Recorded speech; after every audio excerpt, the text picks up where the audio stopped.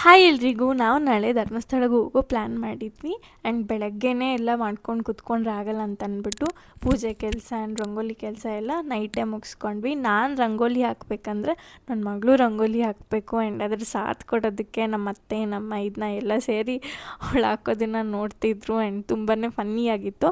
ನಾವು ಹರಟೆ ಹೊಡ್ಕೊಂಡು ಆ್ಯಂಡ್ ಎಲ್ಲ ಪ್ಯಾಕ್ ಮಾಡಿಕೊಂಡು ಮಲ್ಗೋಷ್ಟರೊಳಗಡೆ ನೈಟ್ ಒಂದು 11:30 ಆಗಿತ್ತು. ಆ್ಯಂಡ್ ಬೆಳಗ್ಗೆ ಅಷ್ಟೇ ಬೇಗ ಎದ್ರಿ 3:30ಗೆಲ್ಲ ಎದ್ದು ಸ್ನಾನ ಎಲ್ಲ ಮುಗಿಸ್ಕೊಂಡು ರೆಡಿ ಆದ್ವಿ.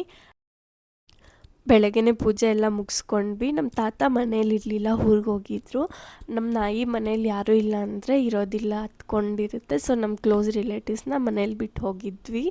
ಜುನ್ನುಗೆ ಕಾರ್ ಹತ್ತಿದ ತಕ್ಷಣ ನಿದ್ದೆ ಎಲ್ಲಿರುತ್ತೋ ಬಂದ್ಬಿಡುತ್ತೆ. ಆ್ಯಂಡ್ 9 ಗಂಟೆ ಏನೋ ಆಗಿತ್ತು ಅನಿಸುತ್ತೆ. ಆವಾಗ ತಿಂಡಿ ಮುಗಿಸ್ಕೊಂಡು ಹೊರಟ್ವಿ.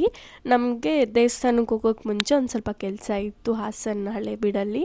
ಸೊ ಅಲ್ಲಿ ಮುಗಿಸ್ಕೊಂಡು ನಾವು ಅಲ್ಲಿ ಮುಗಿಸ್ಕೊಂಡು ದೇವಸ್ಥಾನಕ್ಕೆ ರೀಚ್ ಆಗೋಷ್ಟರೊಳಗಡೆ 2:30 ಆಗಿತ್ತು. ಹೆವಿ ಮಳೆ ಇತ್ತು. ದೇವಸ್ಥಾನವೂ ಕ್ಲೋಸ್ ಆಗಿತ್ತು. ಆ್ಯಂಡ್ ಓಪನ್ ಆಗಿದ್ದು 4:15 ಆ ಟೈಮಲ್ಲಿ.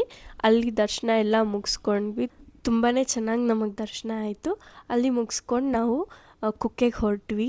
ಕುಕ್ಕೆಲೂ ಅಷ್ಟೇ ನಾವು ಪ್ರತಿ ಸತಿನೂ ಏನೋ ಟೈಮಿಂಗ್ಸ್ ಏನೋ ಗೊತ್ತಿಲ್ಲ, ಆಲ್ಮೋಸ್ಟ್ ದೇವಸ್ಥಾನ ಕ್ಲೋಸ್ ಆಗೋ ಟೈಮ್ಗೆ ಹೋಗ್ತೀವಿ. ಹಂಗೆ ಹೋಗೋದ್ರಿಂದ ಏನಾಗುತ್ತೆ ಅಂದರೆ ಬೇಗ ಬೇಗ ತುಂಬ ಚೆನ್ನಾಗಿ ದರ್ಶನ ಆಗುತ್ತೆ.